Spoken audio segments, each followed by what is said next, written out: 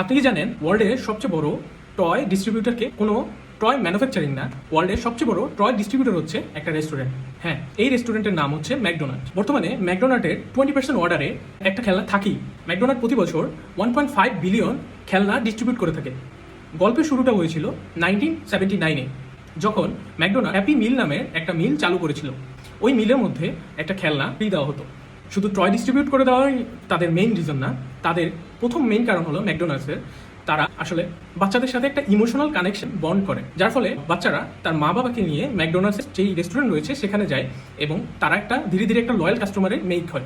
বড় হয়েও যাতে ম্যাকডোনাল্ডসের থেকে বাই করা তারা ভুলে না, কারণ ছোটবেলার যে স্মৃতি, এখান থেকে ম্যাকডোনাল্ডস একটা লয়াল কাস্টমার পেয়ে গেল। যেই জেনারেশনরা ছোট থেকেই ম্যাকডোনাল্ডসের থেকে পারচেস করতে করতে অভ্যস্ত, সো তারা ইমোশনাল একটা বন্ড কাস্টমারের সাথে মেক করলো। ম্যাকডোনাল্ডসের শুরু নিয়ে একটা অসাধারণ একটা মুভি রয়েছে যেটার নাম দ্য ফাউন্ডার মুভি।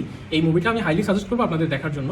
এই মুভিটা দেখতে পারেন এবং ম্যাকডোনাল্ডস কীভাবে শুরু থেকে স্টার্ট হয় এই ফাউন্ডার মুভিতে দেখানো হয়েছে। সো এখন শুধু বিক্রয়ের মধ্যে নিজেকে সীমাবদ্ধ না রেখে কাস্টমারের সাথে ইমোশনাল বন্ড স্থাপন করার একটা মিডিয়াম বের করুন আপনার বিজনেসের জন্য।